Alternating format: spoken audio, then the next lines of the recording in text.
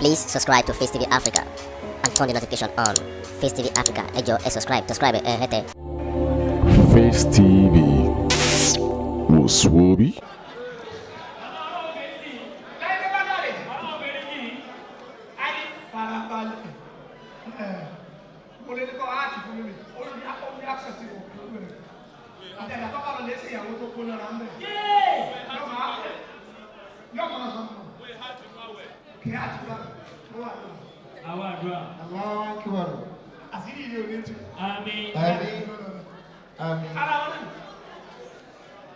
This other man was Sunday.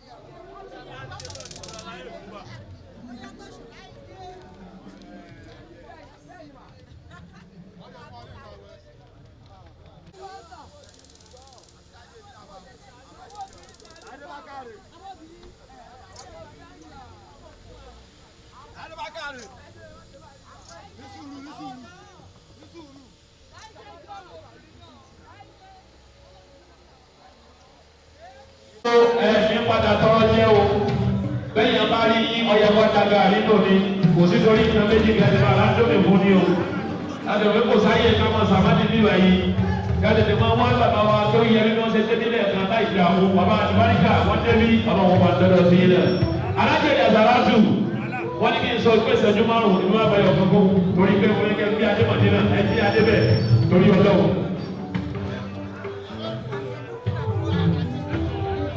Àrẹ̀mú Adékátó fọ́nà wọn máa ká sókè tó wọ́pọ̀. Àwọn àfáà tí wọ́n jú wọn náà bá fún Adéká bábá níná. Àrẹ̀mú wọn ká ṣojú. Aṣojú tó ṣojú náà tó tún sẹ̀yìn yọ. Àdìwọ́ Adébímúrí Bàrígà bàbá tó. Wàkàzálì yọmọ ajímọ̀lú. وأسأل ربي أن يكون غدا يسرا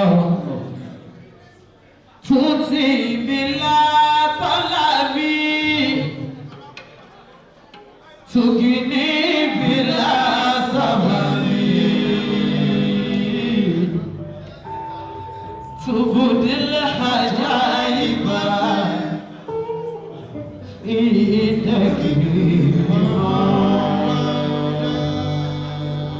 gbogbo ẹni tí ó wá bá Muhammadu jẹ́ bá mi yòó ìṣẹ̀lá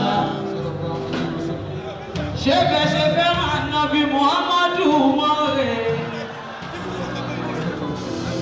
Ànábì Muhammadu bàbá tèmi.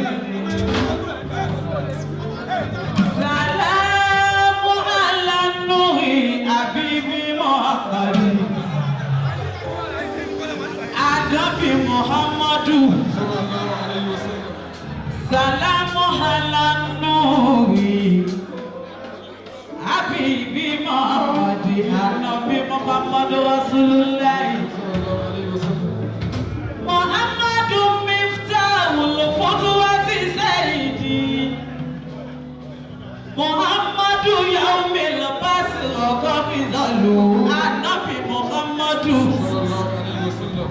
Muhammadu nurul aliki wa huwa Muhammadi hazimu mulki tamajalalu Ànábì Muhammadu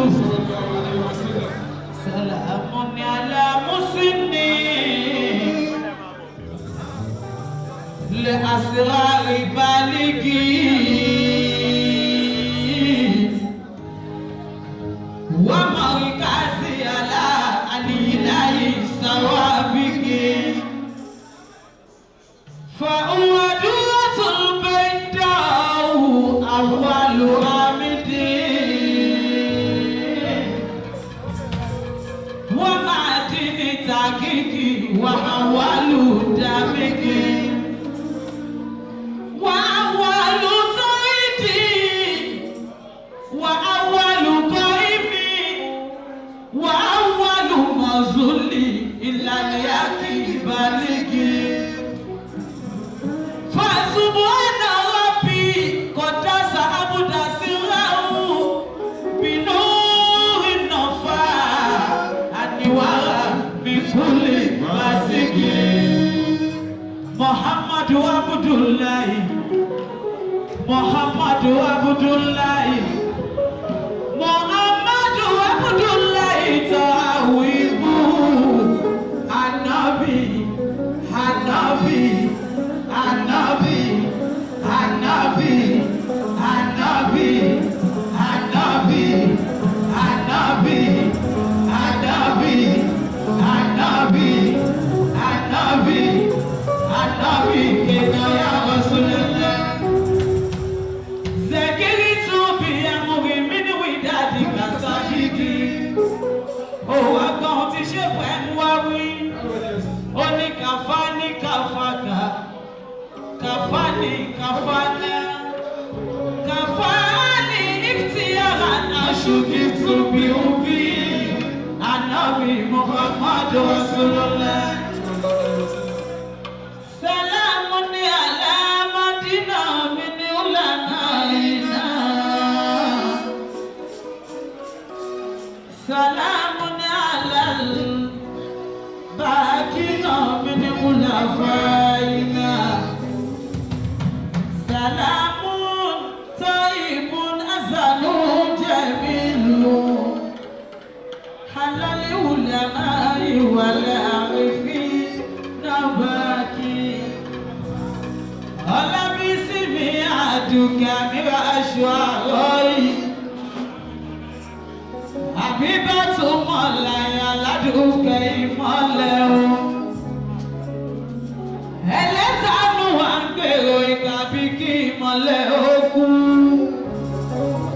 wọ́n ṣe gbókú ṣe ló pọ̀ sí tó dẹ̀hùn tó ń kárí o bàbá mi Àrẹ̀mú Gàwátì kò sùn níbi tó wà mo súnmọ́ lá màmá mi o wọ́n láwọn ti sọ fọ́bà tó ṣèbẹ̀ pé kò gbọ́dọ̀ jóná wọ́n ní tọwọ́ lóhun ló tanná ògo Rúkáyà tún sáyé kó má ṣe fọ́tà lọ́wọ́ sọ lórí Aládùúkẹ́ Allahu la ilaha illallah la ilaha illallah la ilaha illallah Allahu la ilaha illallah Allahu la ilaha